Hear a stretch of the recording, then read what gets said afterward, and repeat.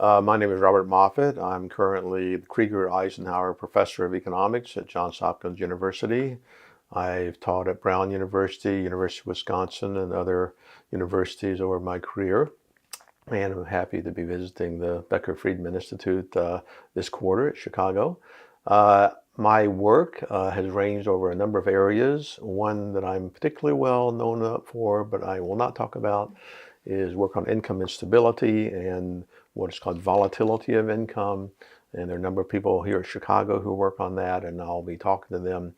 I'll talk instead about my major area of work that I'm probably most well known for, which is work on welfare programs and the effects of those welfare programs on the behavior of the poor and on the optimal, what we call optimal design of welfare programs for the poor. And most of my work has been on the United States, even though I've done a little bit on Europe and Canada, but pretty much focused on the US. I've done quite a bit of work kind of tracking the history of welfare programs in the United States, their expenditures, caseloads, and their changing structure, as well as more strictly economic and econometric kind of examination. So perhaps one of my most well-known papers I did very early on, was to note really in the data that many families do not participate in programs for which they are eligible. They seem to not walk down the street and actually apply for the programs. And my thought, based upon actually sociological research, was that families felt stigmatized about being a welfare recipient. They didn't want to be perceived that way. And they also felt lower levels of self-worth and self-esteem, lower levels of self-esteem if they were welfare recipients. And I studied that and found that it was a pretty significant factor. And I've continued to work on that. In some of our programs, the fraction of families who participate is only 10 or 15%. In the food stamp program, it's about 60 or 70%. So a lot of families do not participate. I've done work on other reasons for non-participation, including lack of knowledge. Maybe I'm not applying because I don't know I'm eligible. There's been some work done on that. Or maybe I don't apply because there's so many kind of costs and hassle and dealing with the bureaucracy. So it's an ongoing issue and a very important one, because I think policymakers want all the eligibles to participate. They're designing these programs to get people to receive benefits and be made better off because of them. And so it's a very important policy issue. The other area that I've done a lot of work on is one more optimal design. And that all has to do with the work incentives of welfare programs. And there, everyone in my area always starts with Milton Friedman and his design of the negative income tax, which proposed that families who work more be not terminated from the rolls immediately, but rather have their benefits gradually reduce, so that at least they are better off in terms of income as they work more. So if they work more and earn $100, they don't get their benefits reduced by a full $100, which would give them strong work disincentives. My work on that has mainly focused on the issues with doing that and how to set that what's called a marginal tax rate in these welfare programs. And it's actually a very complicated matter, because when you reduce the marginal tax rate to give more work incentives to the low-income families on welfare, a lot of them do in fact work more, and all the econometric work we've done and empirical work suggests that they in fact do take advantage of those income opportunities.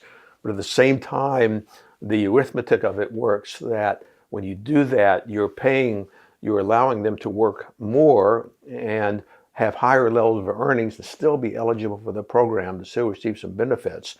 And a downside of that is that families with higher earnings are now eligible. You say, okay, well, now you can work more and earn up to $15,000, $20,000. It will still give you a benefit. And as a consequence, some people are already earning that amount, but off welfare, will now come on to welfare.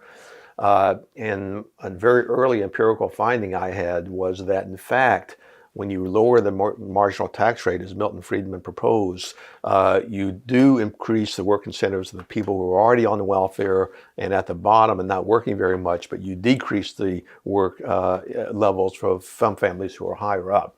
And in fact, if you just were looking at average labor supply, it's about a wash. No net effect on labor supply. Doesn't mean you shouldn't do it because you're helping the people at the bottom to work more, but there's a downside. That carries over to so many things in the design of welfare programs because you continually face these trade-offs between who you're trying to help. The people at the bottom, the people in the middle, or where. A lot of my recent work has actually picked up on something very much related to that, which is that the U.S. welfare system has been changing dramatically over the past 20 or 30 years. And the key word that goes with modern welfare reform is the work-based safety net. And what that means, we want to provide a lot more benefits to families who are working and out there earning money and supplement their incomes. A lot of families who are working full-time at the minimum wage, in fact, are ineligible for benefits right now, and they're still poor. Negative income tax is one way to do that because now you're providing benefits to people who have higher up in the earnings distribution. There's another program called the Earned Income Tax Credit today in the United States, which provides very substantial wage tax credits and therefore supplements to earnings for families who work. But that work-based safety net has proved to be very politically popular in the United States, and it reinforces a long-standing trend among the voters and our elected representatives, which is a reluctance to give very much money to people who do not work. And a consequence I discovered by looking at the data over the past 20 or 30 years that we are giving much more money to workers, but we're also giving much less money to non-workers. Some programs that used to give money to non-workers have either disappeared or being contracted. Today, if you're not working, you really get only food stamps and Medicaid, and don't even get Medicaid in some states because they won't give money to at least all families who are not working. And of course, some families are not working because they have health problems or low education or barriers to work. So figuring out a way to provide benefits to them is important. So that has obvious political and policy implications that you might want to address. But it also has this unusual work incentive aspect, which is to say that today, because we've increased the benefits paying to workers and decreased the benefits paid if you don't work, this has tilted the budget constraint, to use that terminology, and it's really increased the return to work, the monetary incentives to work, because both have changed. More money if you work and less money if you don't. So it's not widely realized that we have these tremendous work incentives in the U.S. welfare system, much more than we had 20 or 30 years ago. It's a myth that our programs are just overwhelmingly anti-work. It's just the opposite, in fact. However, what's not also realized is that creates another one of these sticky design problems that you always have with welfare programs. The basic problem with welfare programs is if you give money to low-income families, you've got to phase it out at some point, unless you're going to give it to Warren Buffett and Bill Gates. And so if it's a low-income program, eventually you have to reduce the benefits or take them away.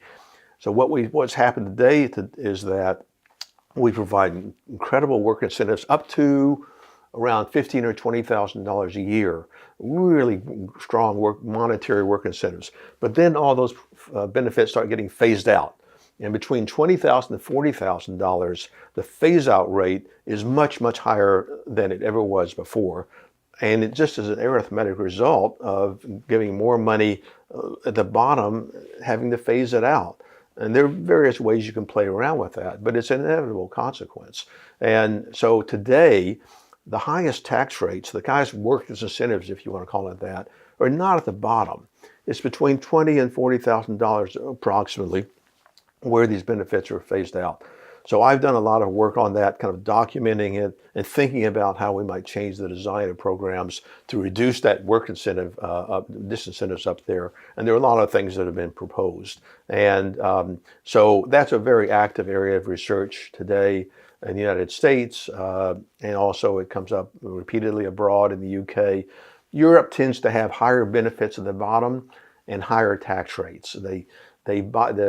Their long-standing philosophy is to be very generous, and they're not so concerned with work incentives as the American voter seems to be.